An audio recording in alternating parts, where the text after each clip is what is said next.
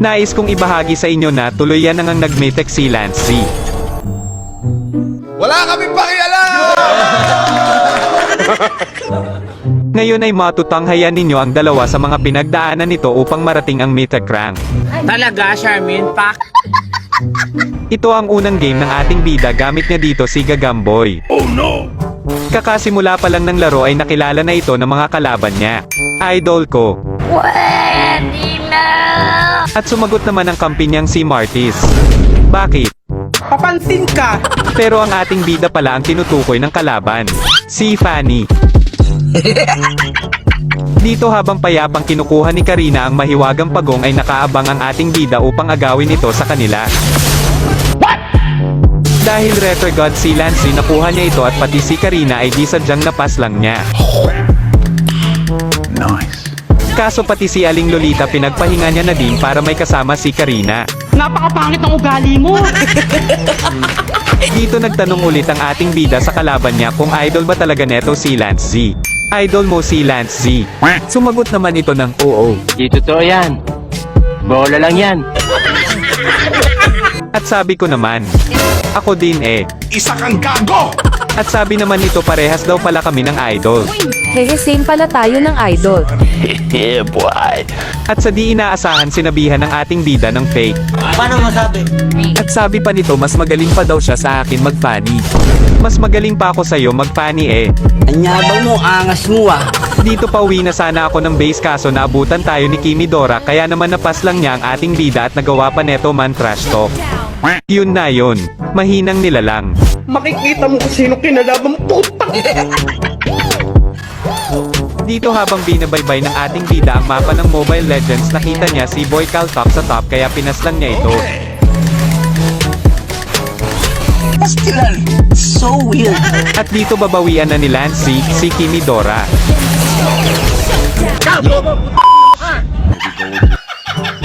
KS lang alam mo Fanny hahaha. Puta, Eddie, wow! KS lang daw alam ni Lance kaya naman solo kill natin siya. Dito papakitaan ni Lance si Maring Karina ng 1 milyong sapot ng gagamba. Wow! Wow! Naman!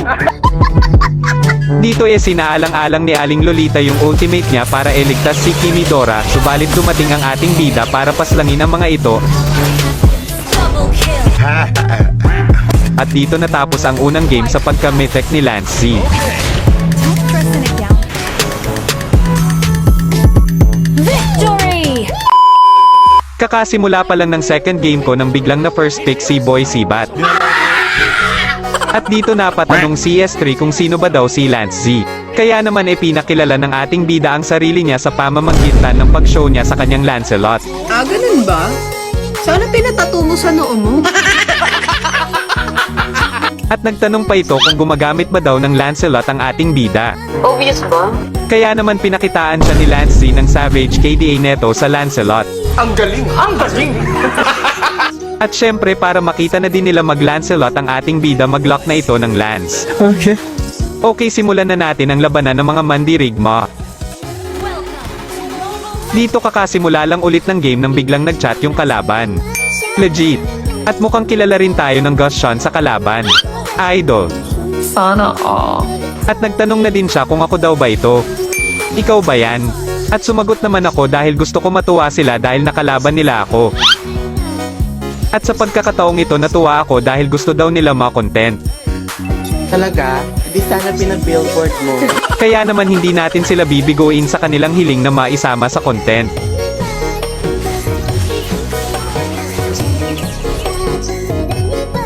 At dito gusto ni Estes magpa-picture sa akin at dahil mahal ko kayong mga supporters ko kahit makalaban or kampi ko man kayo hindi ako snubber kaya naman pumayag ako na mag-pick kami. At dito nagpicture na kami pero umipal yung taong buhawi kaya naman napatay siya neto. Pero nagpasalamat pa din siya sa akin. Bayot! Dito gagamitan ni Gushan ang ating bida ng kanyang fake skill pero nabigo ito kaya naman siya pa ang nabigyan ng ating bida.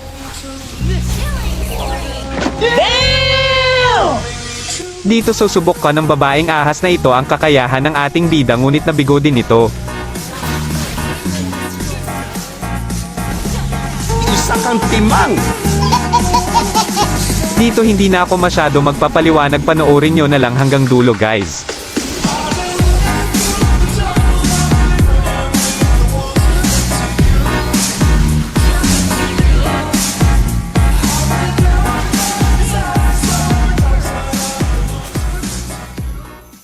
Victory! Hello guys, gusto nyo ba kumita ng pera habang nasa bahay ka lang? Itong Diamond Game ang makakatulong sa inyo. After nyo i-download yung link na nasa comment section, mapupunta na kayo dito, then tuturuan ko kayo kung paano mag-register. Click nyo lang yung register tapos mag-sign up kayo dito, ilagay nyo ang cellphone number nyo sa taas, sumunod ang inyong password, at ilagay ang verification code, then click confirm.